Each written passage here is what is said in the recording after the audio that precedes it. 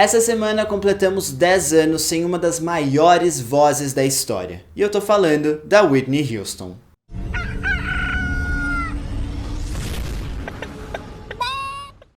Bem-vindos a mais um Old Music Monday, o quadro em que a gente viaja no tempo e fala sobre coisas importantes da história do pop. Mas antes de começar, eu vou pedir pra vocês seguirem a gente nas redes sociais, é aquela coisa que vocês já sabem. @FarofaConceito em todas elas, e peço também pra vocês ouvirem o nosso podcast, que sai todas as terças-feiras em todas as plataformas de streaming. Whitney Houston foi um acontecimento na música que infelizmente se foi muito cedo. No dia 11 de fevereiro de 2012, uma integrante da equipe dela a encontrou desacordada na banheira da suíte do hotel Beverly Hilton Hotel em Los Angeles. A causa da morte foi um afogamento acidental e nessa noite ela ia para a festa do pré-Grammy do Clive Davis, que era o empresário que botou a Whitney no mundo da música. Ela faleceu aos 48 anos e deixou a filha Bobbi Kristina Houston Brown, na época com então 18 anos. Tragicamente, 3 anos depois da morte da Whitney, em 2015, a Bobbi Kristina faleceu depois de ser encontrada na banheira da casa dela, também desacordada. Mas nada de baixo astral por aqui, porque nesse vídeo eu quero lembrar os momentos mais incríveis da carreira da Whitney e fazer um passadão por alguns momentos marcantes da vida pessoal dela, só para vocês entenderem um pouquinho quais eram esses fantasmas e as coisas que faziam a Whitney sofrer. E ó, esse vídeo tem como fonte principal o documentário de 2018 chamado Whitney. Então se você gostar desse vídeo, vale a pena você conferir o documentário inteiro depois. Então, vamos lá. A Whitney nasceu em um meio muito musical. A mãe dela era Cissy Houston, uma cantora de soul e gospel famosa por ser backing vocal do Elvis Presley e também da Aretha Franklin. A Cissy era muito respeitada pela indústria, mas ela não tinha conseguido ter uma carreira solo de grande sucesso comercial. Então, por isso, quando a filha dela, a Whitney Houston, falou que também queria ser cantora, ela não queria que ela fosse uma cantora qualquer, né? Ela queria que a filha dela fosse a melhor da indústria. Por isso, ela era muito rígida e protetora com a Whitney. Aos 11 anos, a Whitney começou a cantar no coral da igreja e ainda recebia aulas de canto da mãe dela. E aí ela chegou até a acompanhar a mãe em umas turnês na adolescência e às vezes se arriscava na função de backing vocal também ali junto com a mãe. Aos 19 anos, Whitney Houston assinou um contrato com a Arista Records, que é a gravadora do Clive Davis,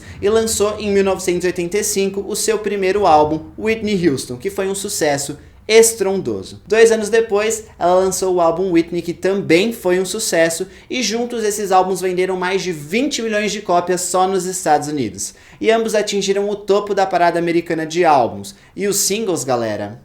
Esses aí foram muito sucesso, foi um estouro. Foram 7 número 1s consecutivos na Billboard Hot 100, incluindo os icônicos How Will I Know, So Emotional, Didn't We Almost Have It All e a maior de todas, I Wanna Dance With Somebody. Tem um vídeo só desse hit aqui no canal e eu vou deixar marcadinho para vocês verem. E na mesma intensidade que o sucesso da Whitney veio, a perseguição da mídia chegou para dificultar a vida dela, cobrando sempre uma perfeição que ela acabava entregando na carreira dela, mas também na vida pessoal. Nenhum detalhe passava despercebido pela mídia. Inclusive pegaram muito no pé da amizade que a Whitney tinha com a produtora dela, a Robin Crawford. A Robin era uma amiga da Whitney desde a adolescência e as duas chegaram até a morar juntas por um tempo aí considerável. A mídia perseguia e insistia em dizer que as duas, na verdade, não eram só amigas, né? Rolava uma coisa ali. Elas eram um casal. Mas isso nunca foi confirmado pela própria Whitney. O documentário de 2018 fala que, na verdade, a Whitney tinha ciência de que se ela se assumisse bissexual, ia ser contra a imagem de perfeita que ela passava e que tentavam vender dela. Mas aí, em novembro de 2019, a Robin lançou um livro chamado A Song for You e nele ela revelou que as duas tiveram sim um namoro de 2 anos e que ele durou até o momento em que a Whitney conseguiu assinar um contrato com uma gravadora. Segundo a Robin, as duas continuaram a ser muito amigas, mesmo pelos momentos difíceis que a Whitney passou durante a carreira dela. E esse lance da imagem perfeita pegava demais na carreira da Whitney. Ela sofria duras críticas da comunidade dos afro-americanos, porque eles consideravam que as músicas dela tinham uma sonoridade pop demais, ou então eles até falavam pop para agradar os brancos. Eles também diziam que ela buscava adotava um padrão branco na forma dela falar, de se comunicar, de se portar, de se vestir. Isso pegou muito na edição de 1988 do Soul Train Awards, que é uma premiação que celebra a música negra norte-americana, em que a Whitney chegou a ser vaiada ao vivo na premiação quando ela ganhou um prêmio. Pesado. Mas esses argumentos aí acabaram caindo por terra quando a Whitney Houston começou a se envolver com o cantor Bobby Brown, que veio a se tornar o marido dela no futuro. Eles eram completamente opostos. A Whitney agradava os brancos, né, com aquela imagem que ela tinha, com aquela busca pela perfeição, com aquela voz impecável, a postura de classe e tal, enquanto Bobby Brown representava os guetos, uma vibe mais bad boy, e aí todo mundo acabava torcendo contra o relacionamento dos dois, mas a Whitney bateu o pé porque ela achava que era o amor da vida dela, e eu acho que de fato foi, né, porque eles ficaram casados por muito tempo, de 1992 até 2007. E falando em 92, foi nesse ano que a carreira da Whitney alcançou um nível estratosférico. A gatinha aqui foi escolhida para interpretar uma mocinha em um filme de Hollywood, e eu tô falando do The Bodyguard, um dos maiores filmes da história do cinema, teve uma bilheteria arrebatadora, e nele a Whitney interpretou uma superstar que estava sendo perseguida e ameaçada de morte, e aí para se proteger, ela contratou o quê? O que o nome do filme diz, né? Um segurança, que era interpretado pelo Kevin Costner para então ser o guarda-costas dela. E foi aí, meus queridos, que ela entregou a música da carreira. Eu tô falando de I Will Always Love You, que fez um sucesso igual ou até maior que o filme, porque olha só, foram 14 semanas no topo da Hot 100,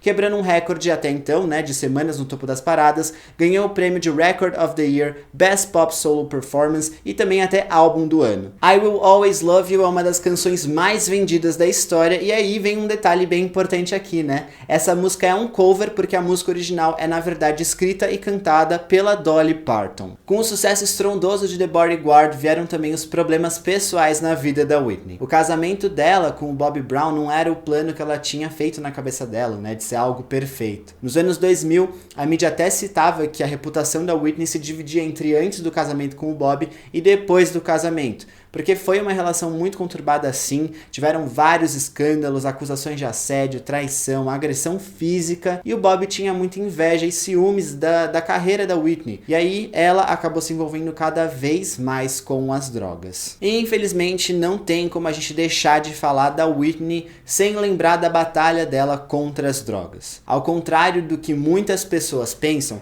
a Whitney não começou a usar droga quando ela se casou com o Bobby Brown. Na verdade, esse uso começou quando ela ainda era adolescente, alguns falam até que com 14 anos ela começou a usar junto dos irmãos mais velhos. E aí um dos escândalos que vale também ressaltar aqui foi o da performance dela com o Michael Jackson, que foi num especial de 30 anos da carreira dele. Ela chegou e apareceu com uma aparência meio fraca e muito magra, e aí isso assustou a audiência, que era muito preocupada com a Whitney, e a mídia voltou a escrutinar ela pelo uso de drogas. E aí isso foi logo depois, né, ela acabou dando uma entrevista que é uma das mais emblemáticas dela, em que ela falou a famosa frase "Crack is whack", e aí, né, crack é uma porcaria. E isso nos leva pro tópico que é um pouco engraçado, que a Whitney era uma desbocada. Ela andou para que o jeitinho arrogante da Mariah Carey pudesse correr, né? Quando a Mariah estava surgindo na indústria, a Whitney era sempre muito questionada sobre o que ela achava da Mariah, e ela não gostava muito de ouvir essas perguntas. Em uma das entrevistas ela acabou soltando: